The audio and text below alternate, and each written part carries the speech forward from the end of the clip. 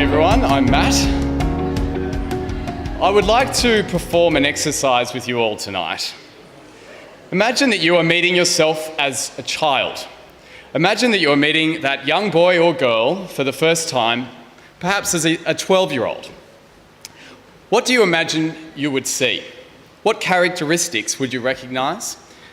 Have you changed much since that time? Such exercises need to be approached with a degree of scepticism. As a lawyer, I know that an individual's personal recollections of one's past life are notoriously unreliable. We are prone to exaggerate our gains and minimise our losses. As a student of history, I know how easy it can be to erase otherwise compelling evidence or diminish its significance. However, if we indulge in this for a moment, from my perspective, I invite you to meet myself looking back. If you or I met me, and you could see me as the whole person, which I couldn't necessarily see myself, I think you would notice at least these qualities. First, you would be struck by my remarkable handsomeness, a quality which I've obviously managed to retain.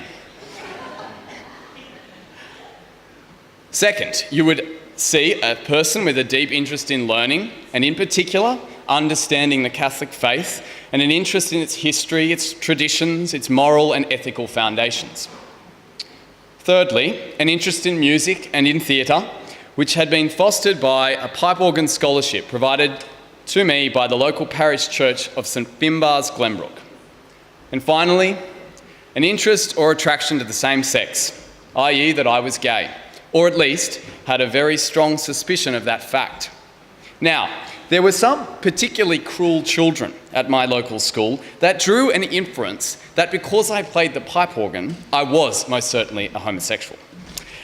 At the time, I strongly protested to my school peers, denying both A, the fact of me being gay, while secretly admiring their prescience and insightful observation, and B, denying the link between homosexuality and pipe organists, a link that I continue to reject to this day, despite being an unhelpful exception to that rule.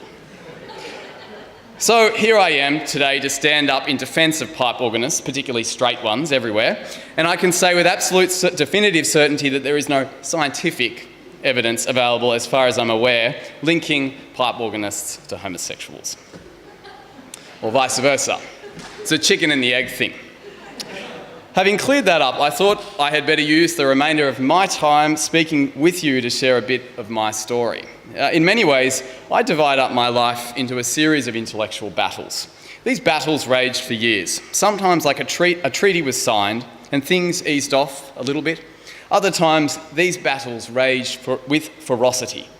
I use the metaphor of battle because for me, there has been a struggle to reconcile my faith, my life, my sexuality, and my personal ambition.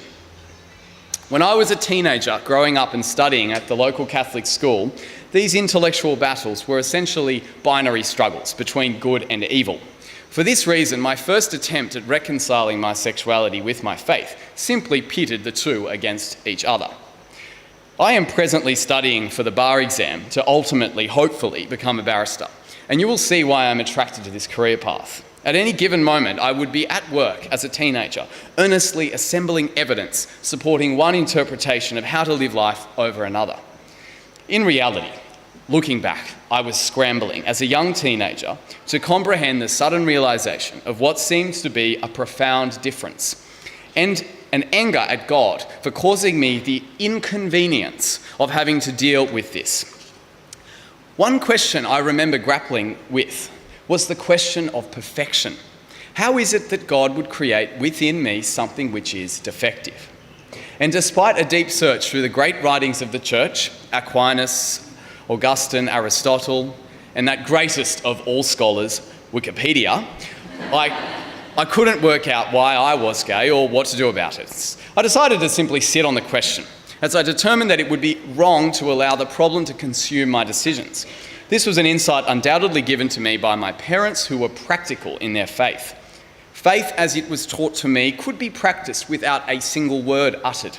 Faith for my parents was a practice more than a belief, an act act, not an utterance. After a year out of high school, at the age of around 19, I entered the seminary to commence studying for the priesthood. I packed my bags and left my parents for the first time. It was a moment of profound maturation. In the seminary, I discerned that I was not right for the path I had chosen if I continued. However, as a priest said to me at the time, the purpose of the seminary is not simply to train priests. A successful seminarian is one who is able to discern God's will through the process, and I believe, from that perspective, I was a successful seminarian. The discipline, prayer, spiritual direction, and regular exposure to the Gospels provided me with a whole new set of tools and insights to draw upon in reflecting about the life of a Christian and the meaning of holiness. When I left the seminary, I was humbled. And from that experience, I was able to begin the process of accepting my sexual orientation and being a bit more honest with myself about how that would integrate into my life. I started my university studies and threw myself into the academic and social life of the University of Sydney. Because I felt a little bit awkward about my leaving the seminary and truly felt like an outsider in the church, I started to find belonging in friendships in those around me. In fact, in this phase, I was transitioning away from that battle that I referenced earlier between good and evil, which had so defined my adolescence, to a more practical, mission-based faith. In short, my Catholicism had lacked the mantra of mission and service. I had to learn how to live, in my way, the sacramental life my parents had given me, to go out into less secure places and mirror Christ's love in my own way. Some great films about the Catholic faith really helped me with this, including The Mission, of Gods and Men, and others. I was reminded that our church, my church, your church, was made by the blood, sweat and tears of men and women who were real humans with real struggles and real imperfections, but with an unwavering commitment to social justice and spiritual enrichment. I also started to think about my homosexuality with less antipathy and a bit more compassion. I remember internalising a strong sense of God's love, particularly when I felt increasingly like a false dichotomy was being forced on me by others. I had to choose to be gay or choose to be Catholic and not both. I totally reject that dichotomy. I totally reject it, and I refuse to shut myself off from God's church. As you can imagine, I was a pretty hot-headed young student. One important step in accepting my sexuality was going to the queer collective at Sydney University. Coming from my background, it was so confronting to walk into that room and sit with a circle with a group of people I had nothing in common with. Well, almost nothing. But I do remember thinking, what is it about you people that looks so odd? You people. I realised that the first step of coming out was to accept that I was gay and just get over it. It was a moment of radical self-acceptance and self-love. It came from reaching out to someone else who I felt was different to me, but seeing that shared humanity we had. After this, I made an active effort to come out.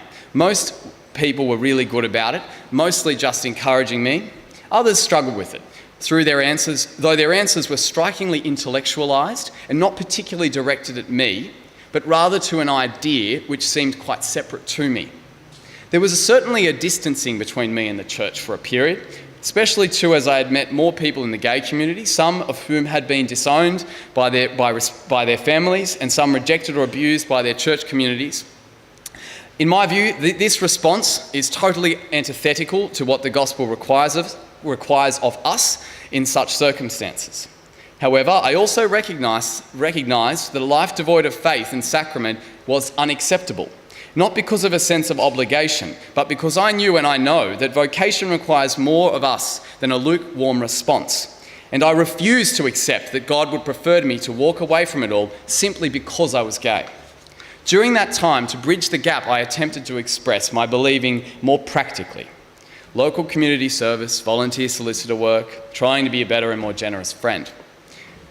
Now, I'm appreciative that my partner tells me today that he thinks my faith makes me a more centred and at peace human being.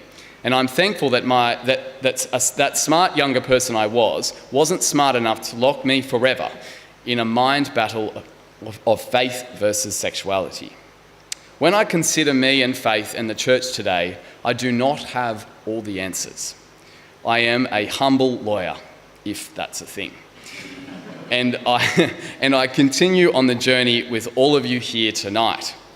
However, to respond to vocation, at the very least, I recognise the need to link with others who seek the truth and justice in their lives and in others.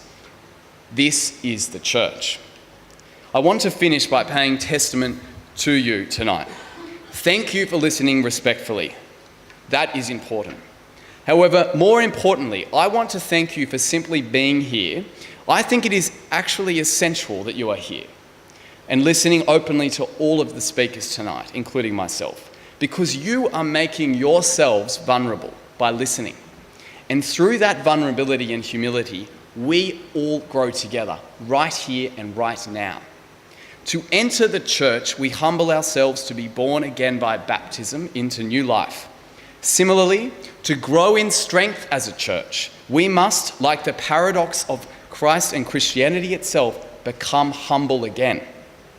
In short, I firmly believe that we need to enter into a space such as this, where we can start being honest and open about our struggles, our thoughts, and our lives as they are truly lived.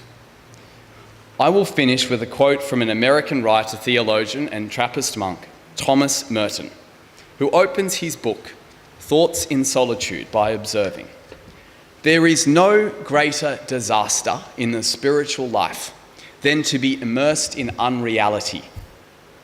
For life is maintained and nourished in us by our vital relations with realities outside and above us. When our life feeds on unreality, it must starve, it must therefore die." For me, this quote is important because it reminds us to strip back the paint, examine ourselves and our lives as we honestly and truly are, and begin the journey towards a truly spiritual life. That is the faith. That is the church, and through which we can keep meeting God together often. And hopefully that's a faith and a church through which we can share tenderness, trust and mercy with many in the world from the ground of all our lives upwards. I take heart in the church with its remarkable richness, gifts and learning, when some of its people are right now living it in a courageous, generous and merciful way in the world. So I'll finish where I started by saying that I can now love that young man with his vulnerability and pride, and know that he would never have guessed to be speaking with you tonight. What a privilege it's been. Thank you.